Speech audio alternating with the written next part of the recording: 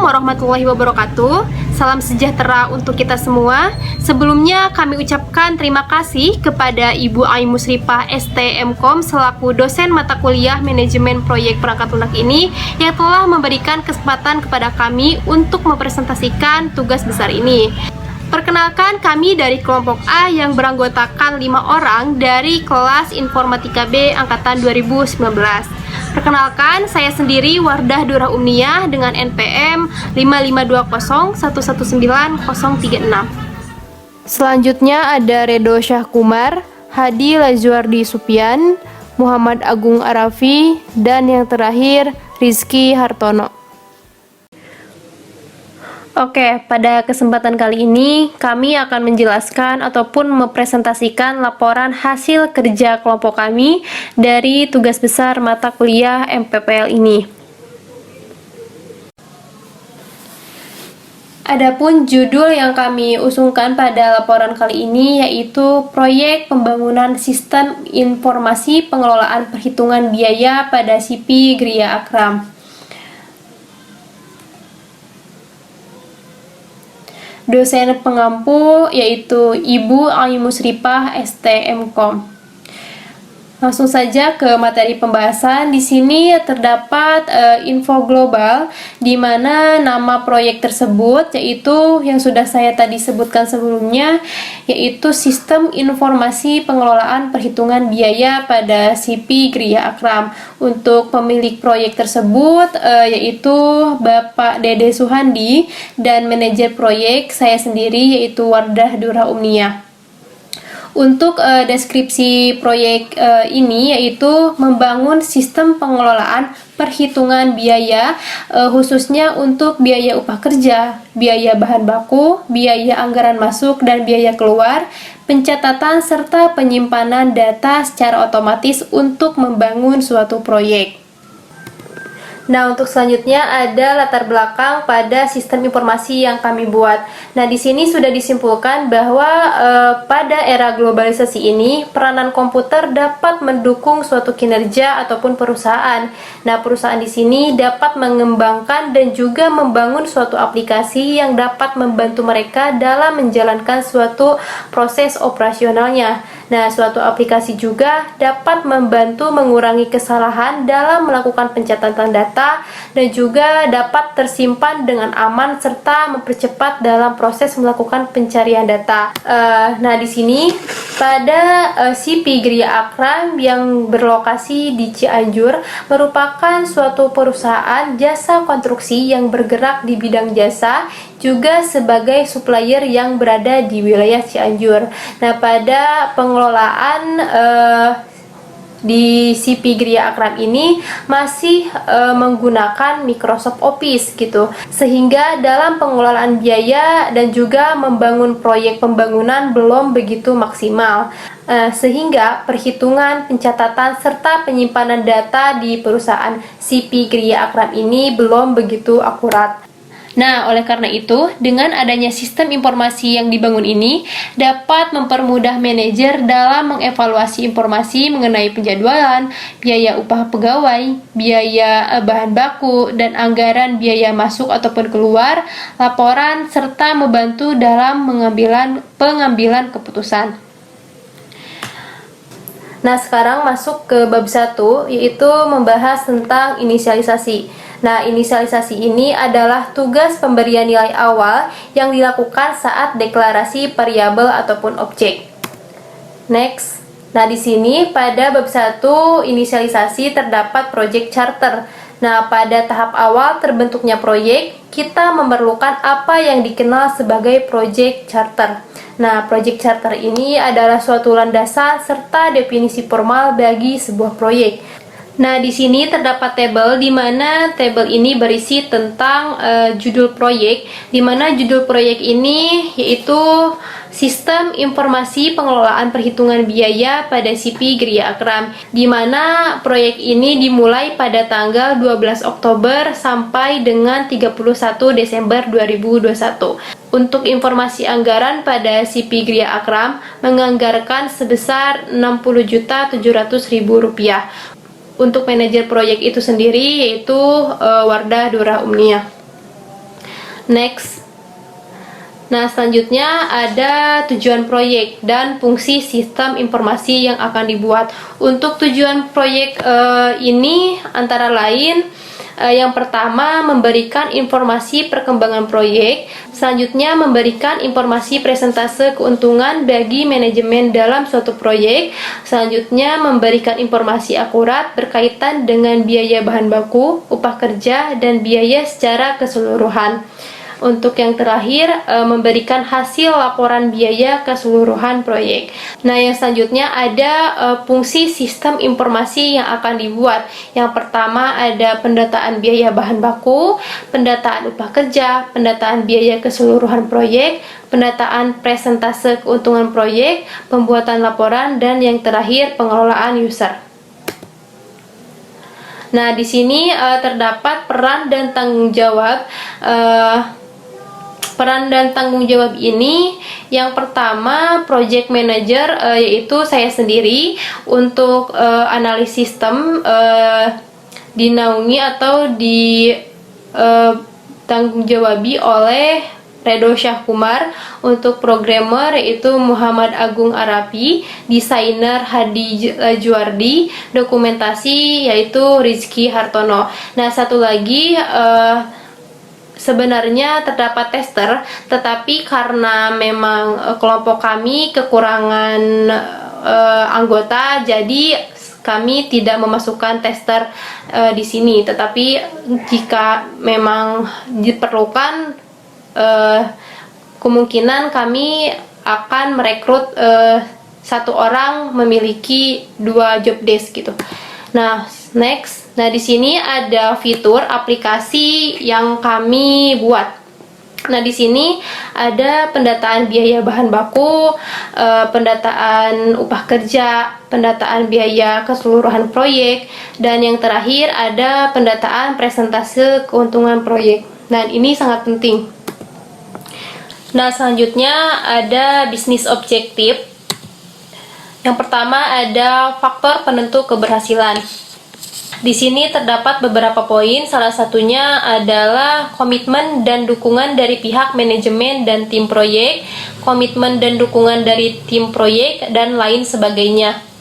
Nah, selanjutnya ada keuntungan yang diharapkan. Nah, salah satunya adalah memberikan kemudahan bagi perusahaan dalam menentukan biaya yang akan dikeluarkan dan banyaknya bahan baku yang diperlukan untuk pembangunan proyek, dan lain sebagainya. Next. Selanjutnya ada budget estimasi dan finansial analisis. Untuk budget estimasi itu sendiri sudah dibuat dalam laporan. Nah, seperti ini. Nah, di sini ada tugas, waktu, sampai dengan total. Di sini yang pertama ada analisis dan desain sistem, memakan waktu 2 hari. Untuk tarif kerja ataupun biaya kurang lebih 500.000, jumlah tenaga kerjanya 1, sehingga di total menjadi 1 juta karena waktu yang digunakan yaitu 2 hari. Sampai dengan di sini ada pemeliharaan. Nah, sehingga dijumlahkan total biaya yang diperlukan yaitu kurang lebih 60.700.000.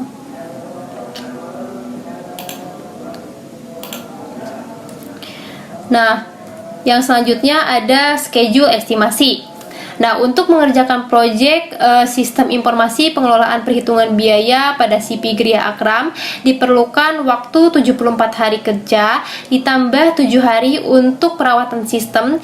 Jadi total waktu yang disediakan untuk membangun sistem informasi ini adalah 81 hari kerja.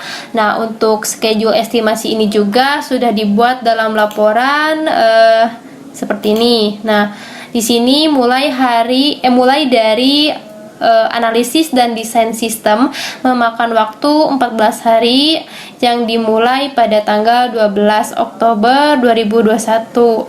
Nah, di sini ada desain aplikasi 6 hari, pembuatan program 27 hari, testing program 6 hari, instalisasi program 3 hari, sampai dengan pemeliharaan 7 hari. Tanggal 31 Desember 2021.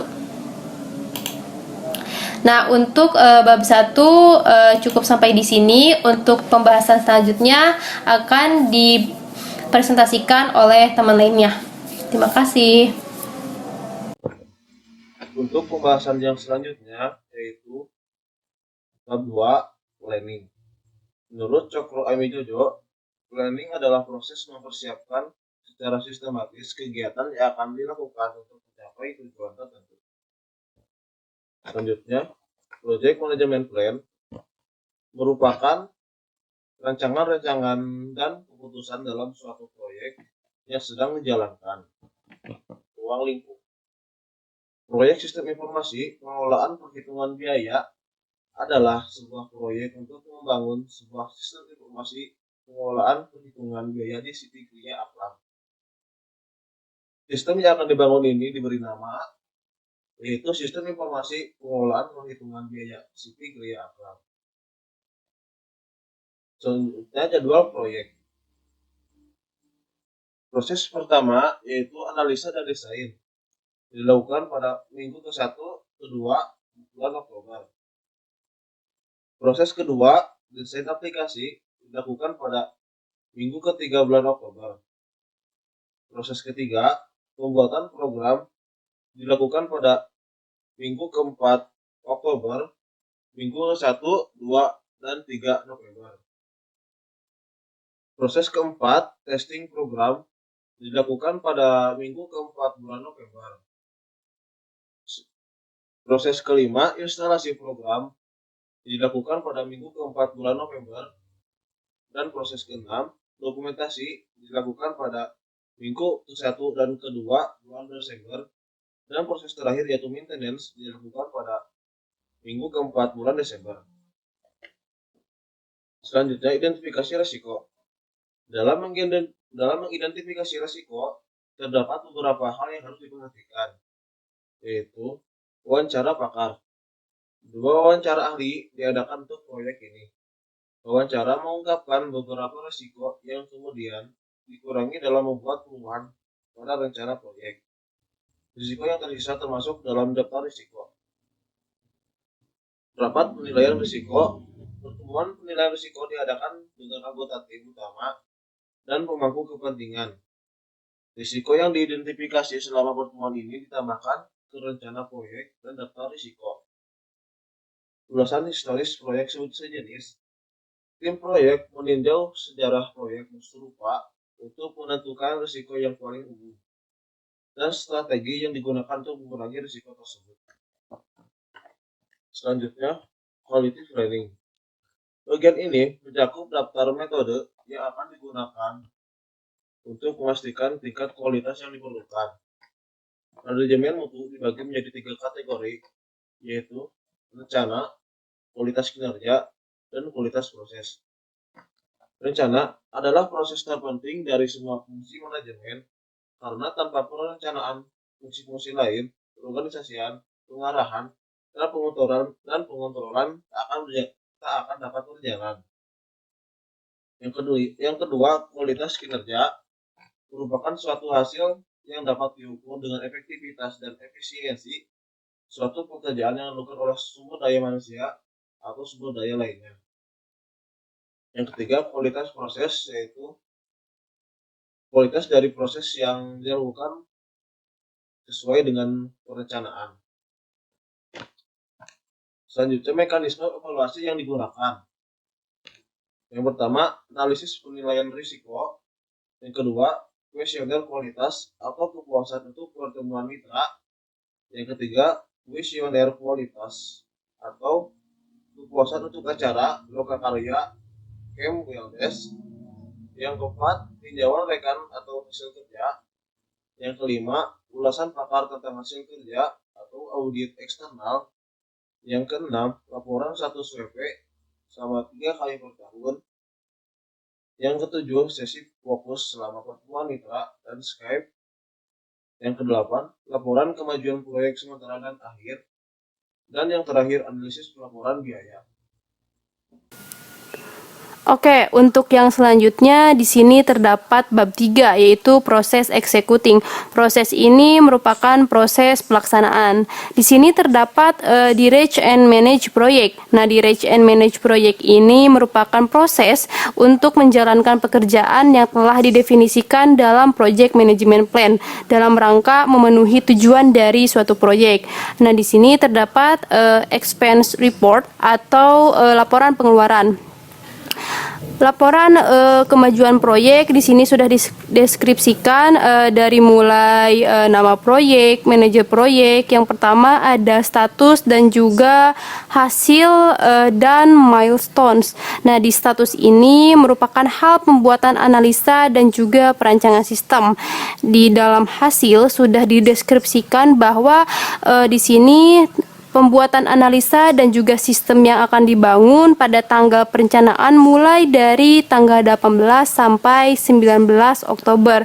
Dan untuk tanggal aktualnya juga sama, dimulai pada tanggal 18 sampai 19 Oktober. Untuk pembahasan selanjutnya, bab 4, monitoring and controlling. Scope control. Scope management pada dasarnya berkaitan dengan pendefinisian semua pekerjaan proyek dan pekerjaan-pekerjaan yang diperlukan untuk memenuhi tujuan dari proyek tersebut. Dalam proyek scope management ada 5 proses yang dilakukan. 1. Collect requirement. Proses mendefinisikan dan mendokumentasikan keinginan stakeholder untuk memenuhi tujuan proyek. 2. Define scope.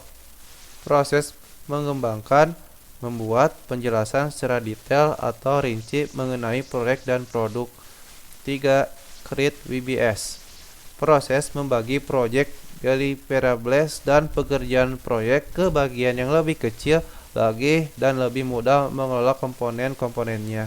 4. Verify scope. Proses menyusun penerimaan deliverables proyek yang telah selesai. 5. Control scope. Proses mengawasi status dari ruang lingkup proyek dan produk dan mengatur mengelola perubahan dengan ruang lingkup dasar baseline. Roles and responsibilities. Peranan ada 6. 1. Project manager. 2. Analisis sistem. 3. Desain sistem. 4. Programmer. 5. Dokumentasi. 6. Testing. Peranan project manager.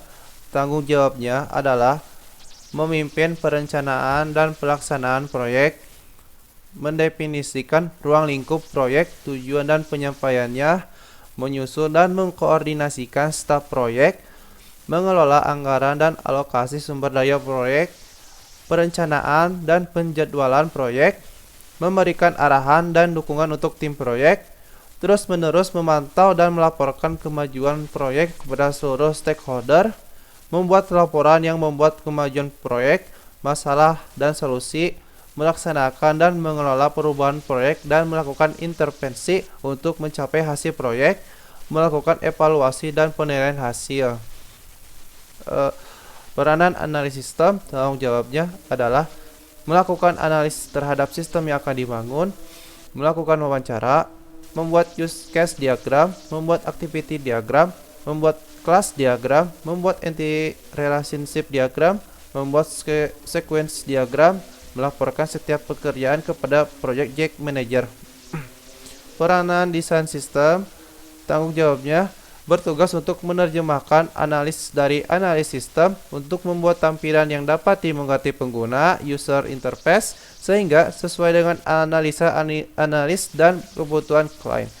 Membuat tombol navigasi, menentukan layout atau tata letak dari komponen sistem yang akan dibangun menggunakan use in mind, menentukan pemilihan warna yang akan digunakan pada layout, menguji program yang telah jadi apakah sudah user friendly. Peranan programmer, tanggung jawabnya menerjemahkan hasil analisa sistem dan desainer ke dalam bahasa program sehingga terbangun sistem yang sesuai dengan keinginan pihak klien, menentukan bahasa pemrograman yang akan digunakan, membangun program, menguji program apakah bisa berjalan dengan lancar, ikut serta dalam survei proyek, membuat database menggunakan MySQL sesuai perancangan yang telah dibuat. Peranan dokumentasi, Tanggung jawabnya mengkoordinasikan tugas dan tanggung jawab. Koordinator audit mutu dan lingkungan membuat jadwal dan melaksanakan audit internal, mengkoordinasikan persiapan pelaksanaan audit internal dan eksternal, mengawasi hasil dari audit internal, mengawasi pelaksanaan audit internal dan eksternal.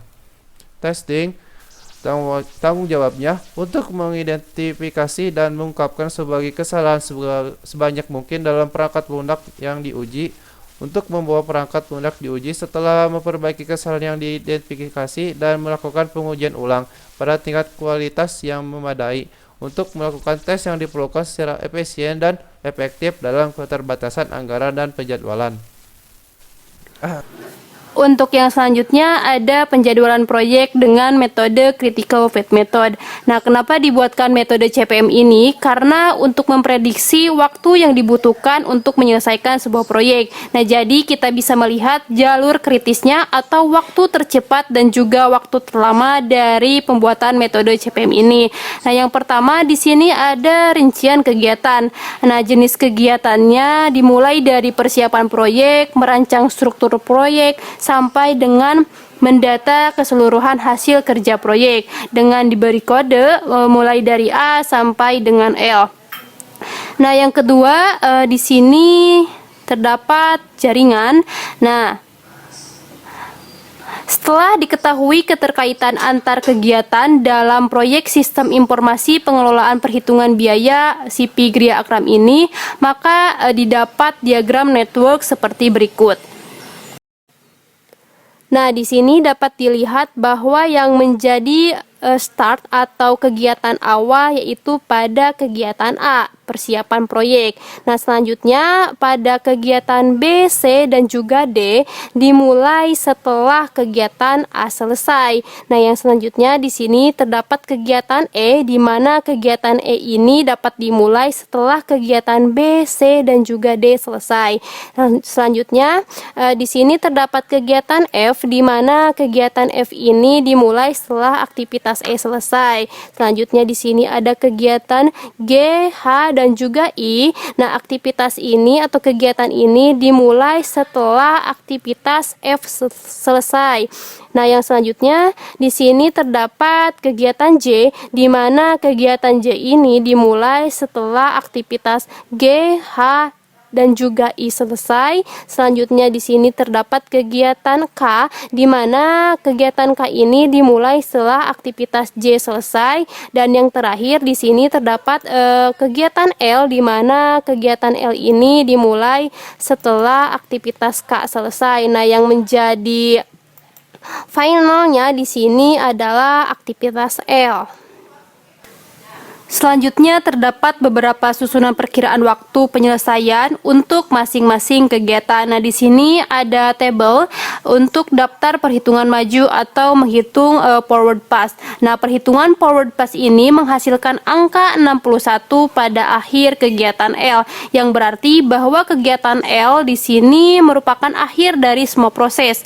Penyelesaian proyek dari proyek sistem informasi ini diselesaikan selama 74 hari menurut perhitungan forward pass. Nah, yang selanjutnya di sini ada tabel daftar perhitungan mundur atau menghitung backward pass. Nah, berdasarkan perhitungan mundur, di mana waktu selesai kegiatan L yang merupakan kegiatan terakhir proyek dan menjadi waktu penyelesaian akhir suatu aktivitas menunjukkan waktu paling panjang atau paling lama. Nah, maka dapat disimpulkan bahwa perhitungan durasi proyek menggunakan metode CPM ini sebesar 74 hari. Nah, di yang selanjutnya di sini terdapat tabel daftar hasil perhitungan waktu longgar. Nah, pada tabel ini dengan menggunakan metode CPM melalui perhitungan maju, perhitungan mundur, dan perhitungan waktu longgar dapat diketahui bentuk jaringan kerja pada proyek sistem informasi ini, kegiatan apa saja yang masuk dalam jalur kritis. Nah, jaringan ini menunjukkan bahwa terdapat 9 jalur penyelesaian proyek.